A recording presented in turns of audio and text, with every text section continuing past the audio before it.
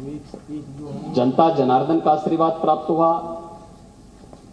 हमारे यशस्वी नेता श्री नरेंद्र मोदी जी के मार्गदर्शन और नेतृत्व में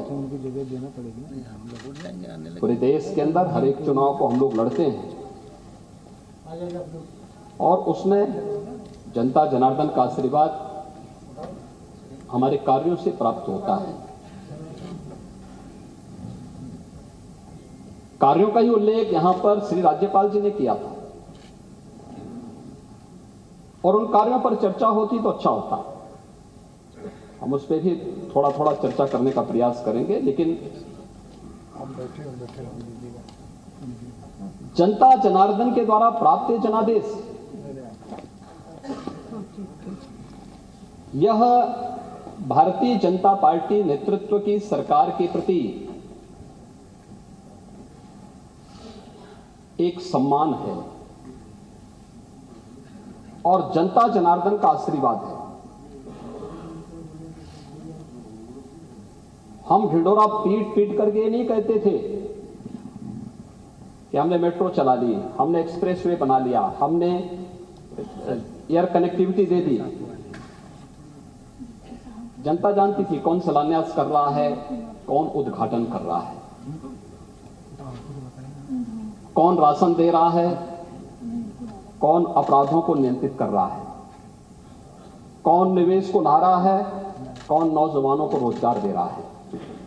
ये जनता जनार्दन जानती थी और इसीलिए जनता जनार्दन ने भी तमाम अफवाहों को दरकिनार करते हुए भारतीय जनता पार्टी नेतृत्व पर विश्वास किया, सरकार को पुनः आने का अवसर दिया। 37 वर्षों के बाद महोदय, 37 वर्षों के बाद कोई सरकार अपना 5 साल का कार्यकाल पूरा की, कार्यकाल पूरा करने के बाद फिर से आई है और फिर से धमाकेदार तरीके से अपना काम प्रारंभ भी कर रही है।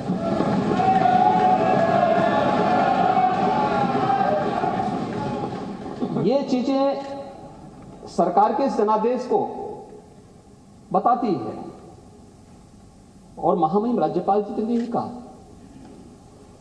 मैं यहां पर एक उदाहरण प्रस्तुत कर रहा हूं।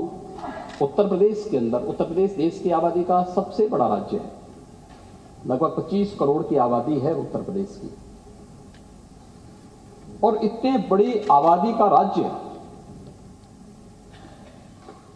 हर एक सरकार ने अपने समय में जरूर कुछ प्रयास किया होगा, लेकिन उन जन आकांक्षाओं का प्रतीक आखिर हम क्यों नहीं बन पा रहे थे जो उत्तर प्रदेश की आवश्यकता थी। और राज्यपाल महोदय ने इसी बात का उल्लेख किया कि 37 वर्षों के बाद पुनः जनादेश प्राप्त होना तो कोई सामान्य बात नहीं, असामान्य बात है। हम जीते तो अच्छा है और बीजेपी जीत जाए तो साहब ईवीएम में गड़बड़ी कर दी गई। ये कब तक आप करेंगे? ये तो जनता जनार्दन का अनादर है। और महोदय यही नहीं, इस दौरान हमारी सरकार ने 2017 में स्थानीय निकाय के चुनाव संपन्न किए थे, कोई हिंसा नहीं हुई। हमें लोकसभा का चुनाव करने का अवसर प्राप्त हुआ था 2019 में, 7 चरणों में चुनाव हुए थे, कहीं हिंसा नहीं हुई। 2021 में पंचायत चुनाव संपन्न हुए थे, 8 लाख से अधिक प्रतिनिधि चुने गए, शांतिपूर्ण तरीके से चुनाव हुए। 2022 में शांतिपूर्ण तरीके से विधानसभा के चुनाव भी संपन्न हुए, कोई आरोप प्रत्यारोप नहीं। चुनाव में हर दल अपनी बात को रख सकता था, कह रहा था, लेकिन चुनाव शांतिपूर्ण तरीके से हुए। लेकिन यहां पर चुनाव के दौरान समाजवादी पार्टी का समर्थन करने के लिए वेस्ट बंगाल से भी एक दीदी आई थी। और क्या स्थिति थी बंगाल में? विधानसभा चुनाव के बाद जो टोटल इंसिडेंट हुए थे वहां पर, पोस्ट पोल वायलेंस 12,000 घटनाएं घटित हुई थी।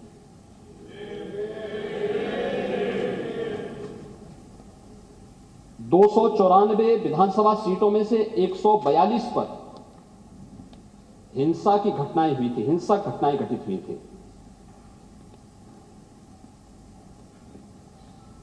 और यही नहीं, 25,000 बूथ प्रभावित हुए थे। भारतीय जनता पार्टी के